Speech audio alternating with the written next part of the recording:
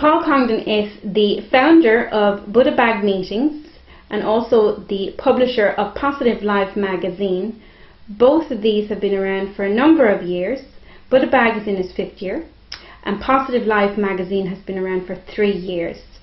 Paul, tell us more about the background of the Buddha Bag meeting. How it started? Yes. Well, how it started was, it was kind of a desire, I suppose, to meet like-minded people. I was listening to some stuff, Abraham Hicks. It's Jerry and Esther Hicks from the States, probably about, as you said, about 5 or 6 years ago. And at the time, a lot of my friends weren't really into that kind of stuff. They weren't into that kind of spiritual stuff. So there's a friend of mine from New York, an artist, David McDermott, and he was kind of into Andy Warhol, much older guy, much older than me. And he said, "Oh yeah, let's get a meeting, and we'll just debate this Hicks material because it's so great. You know, you can create your own reality with your thoughts. We can become masters." You know, he was like really excited about it. But my desire was to meet like-minded people to have discussions. So I found a place. I saw in the paper there was a new shop opening called the Buddha Bag Shop, and they were looking to have kind of people hang out and do different things down there, a bit off, you know, a bit more. They wanted to be a bit alternative. So I rang the guy up and I said, "I'm thinking of setting up this spiritual meeting," and he said, "Off you go." And he gave me the shop on Thursday nights, 7 o'clock to 10 o'clock, and I think he gave it to me for free.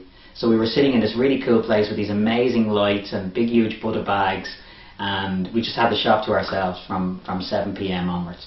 So I started the first week, and there was like 3 or 4 people, and we listened to Abraham Hicks.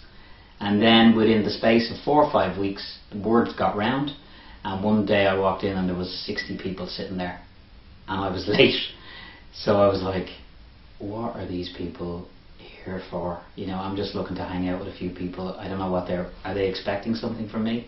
And I remember actually being really nervous, and I went kind of inside where the coffee room was, and I just was like, what? I was thinking of running out the back, like, because I never considered myself to be just, you know, to know anything about spirituality. I was completely green, and I still am. You know, you just learn as you go along. But anyway, we listened to Abraham Hicks, and those people really enjoyed it. So that was how it started. And the New York guy, he kind of stayed along for the ride for a while, and then he split off as it evolved into a different thing. The Buddha Bag evolved itself into a different thing. And what did it evolve into then from the early days? The early days were listening to Abraham Hicks, and one of the kind of cute things that we did, really nice things that we did, was we would ask somebody in the group, "What's your desire? Do you have a desire at the moment?" They would say, "Yeah, I want to be, you know, I want a new job. I want to be an artist. I want to paint."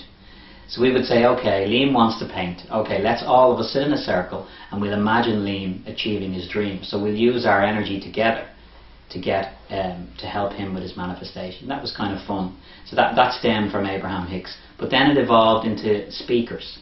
So I got a couple of people who wanted to come and speak at the Buddha Bag. I had a guy called Michael Rice, who was a holistic architect. I had people who were into shamanism, who were into Reiki, whatever it was. We get people in to talk about it, and then we have a bit of a Q&A. So it kind of started to evolve into the speakers, and then we started to watch movies. And to the point now, after 5 years, where it's evolved to a point of finding a good, quirky, unusual excuse for bringing people together. Because people want to be together, like minds want to be together. So now it's more or less, a lot of it is speakers, but I'm looking at it now, it's going to evolve somewhere else. I feel that it's changing again. Yeah. And who would come to these meetings? What's the kind of person that you think is attracted to coming to these meetings? Well, it's funny, I'm not the kind of person who would come to these meetings, and you know, and I run the meeting, so it's kind of weird in a way. Sometimes people from my past will come to the meeting and they'll say, "What are you doing running this kind of a thing? This is extraordinary." But that's how life, you know, leads you to you haven't a clue really where it's leading you to, and you just have to go along for the ride. But and tell me now, where is it held? It's held here where we are now. We're in Uskalt. which is in Pembroke Road, and it's held in the Uscult Mews, which is kind of number 8 Bagot Lane. So we have a room up there, and it's held every Thursday night, and it kicks off around 7:45, 8 o'clock. And do you have to register to come along, or can you just come along any week? You can come along any week, but it's a good idea if you want to find out what's going on to go to the website and sign up there. You just go to buddhabag.org and you put your name in, and basically then that's all it involves. You get an email once a week. We do it in 8-week blocks, so we do an 8-week schedule, and each week it's something completely different. I mean, the next schedule is coming up now. We're going to have a UFO night, some people from the Irish UFO Society. We're going to have all sorts of things. I think we have a drumming night as well. So it's really, really different, you know. Sometimes people come and they think they're getting a sense of it, and I always say to them, you know, next week we could have aliens in here, we just don't know what we're going to do. The main part of it is that we don't align with anything. Openness and no beliefs. I don't really buy into beliefs. I know I have them, and some of them I don't know I have, but they are, I think, to remain open, and that's kind of what the vibe is. Because religion kind of has connotations. You got to believe. There's certain rules. We just bring everybody in and say, yeah, tell us what you're doing. How do you get your alignment? And then we watch and we listen, and then it's usually a lot of fun. And sorry, the type of people that come, it's anybody. It's really anybody. I've had like children, 9 or 10, 11, with their dads, their mothers, and then I've had 60, 70, 80-year-old people. And it's so great to see that spread, and it's also great to see such a multinational flavour. I mean, I don't think I've had any country not represented in the Buddha Bag. So it really gives you a flavour of where Ireland is at the moment, you know. I mean, Russians, Brazilians, right across the board. It's, that's great. That's exciting. And how much does it cost to participate, if anything at all? It costs money to do it. We have to pay for the room rental and all that kind of stuff. And I suppose now we also put money into, I'm running the whole thing. But it costs anyway €10 for people to come.